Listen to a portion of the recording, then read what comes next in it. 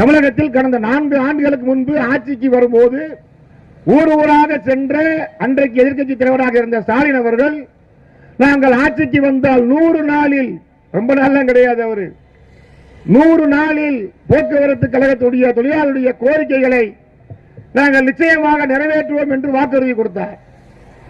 இன்றைக்கு 100 அல்ல, இன்றைக்கு 10க்கும் மேற்பட்ட 100கள் கடந்து போயாச்சு. இன்னைக்கு ஒரு ஆண்டுக்கு 366 நாட்கள் என்று பார்த்தால் இன்றைக்கு 4 ஆண்டுகள் கடந்த நிலையில் இன்றைக்கு அவருடைய ஆட்சியினுடைய இறுதிக்கட்ட நாட்கள் என்பது நம் கணக்கில் சொல்லப்பட முடியும்.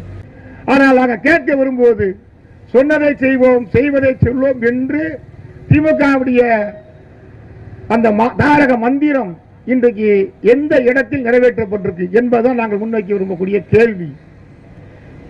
இந்த 4 ஆண்டுகளில் இன்றைக்கு ஆட்சிக்கு வந்திருக்கக்கூடிய திராவிட முன்னேற்ற கழகத்தினுடைய ஆட்சியில் நீங்க ஜெயலலிதா ஆட்சி காலத்தில் நேரடியாக 50% பேருந்துகள் தனியார் மயம் என்று அறிவித்த அம்மையார், நீங்க டெண்டர் விடுவேன்னு சொல்லிருச்சு. பகிரங்கமாக திருமண மண்டபங்களில் போக்குவரத்து அதிகாரிகள் உட்கார்ந்து கொண்டு ஒரு வழித்தடத்தை நான் சொல்லுவேன், அதை நீ யாரு அதிகமா கேட்கறியோ டெண்டர் கேட்கறியோ அவர்களுக்கு நான் கொடுப்பேன்னு சொல்லிருச்சு அந்த அம்மா. ஆனா இப்ப என்ன நடக்கு அப்படின்னா, அதிமுகவுக்கும் திமுகவுக்கும் போன என்ன வித்தியாசம் நம்ம தொழிலாளிகள் முதல்ல புரிஞ்சுக்கணும். இப்ப என்ன நடந்துகிட்டு இருக்கு, 4 ஆண்டு காலத்தில் ஒரு பணியாளர் நியமனம் கூட இல்லை இந்த ஆட்சியில்.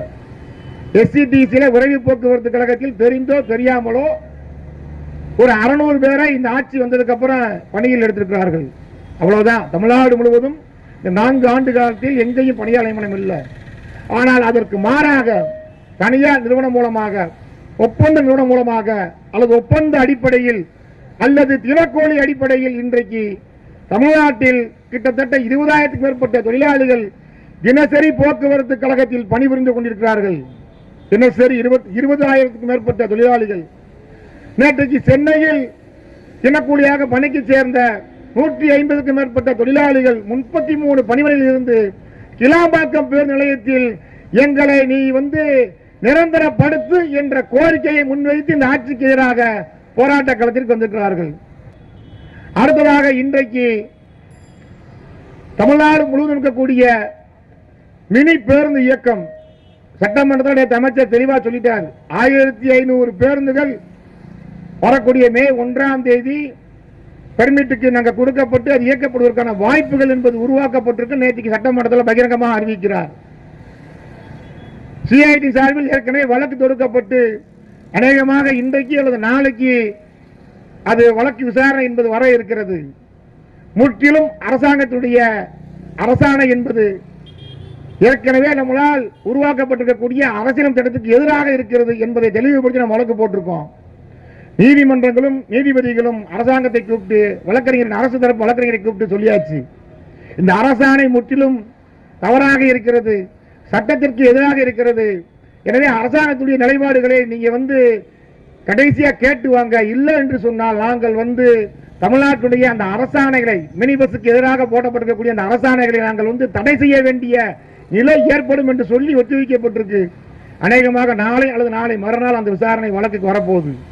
மிக வேகமாக இந்த அரசாங்கம் தனியார் மயப்படுத்தக்கூடிய அடிப்படையில் மினி பேருந்துகளை தமிழ்நாடு முழுவதும் அரசு போக்குவரத்து கழகங்கள் இயக்கக்கூடிய வழித்தடங்களில் யோசிச்சு பாருங்க, 16 கிலோமீட்டர் வரைக்கும் அரசு பேருந்துகள் இயக்கக்கூடிய வழித்தடங்களில் இயக்கலாம் என்று நேற்றுக்கு கூட சட்டமன்றத்தில் சொல்றாரு. பள்ளிக்கூடம் இருக்கக்கூடிய இடங்கள், மருத்துவமனை இருக்கக்கூடிய இடங்கள், வணிக வளாகம் இருக்கக்கூடிய இடங்கள், மக்கள் அதிகமாக கூடக்கூடிய இடங்கள் என்று இருக்கக்கூடிய பகுதிகள் வரைக்கும் மினி பேருந்துகளை கொண்டு செல்லலாம் என்று சட்டமன்றத்தில் அமைச்சரே அறிவிக்கிறார். வேற யாரும் அறிவிச்சா பரவாயில்ல, ஒரு அமைச்சர் தனியார் மினி பேருந்தை இயக்குவதற்கு எப்படியெல்லாம் வழிவகை செய்ய முடியுமோ அப்படியெல்லாம் வழிவகையை செய்து முடித்து அறிவிச்சிருக்கிறார். அதே போல கிராஸ் கான்ட்ராக்ட் ஜிசிசி என்ற அடிப்படையில் அரசு பேருந்துகள் இயக்கக்கூடிய வழித்தடங்களில்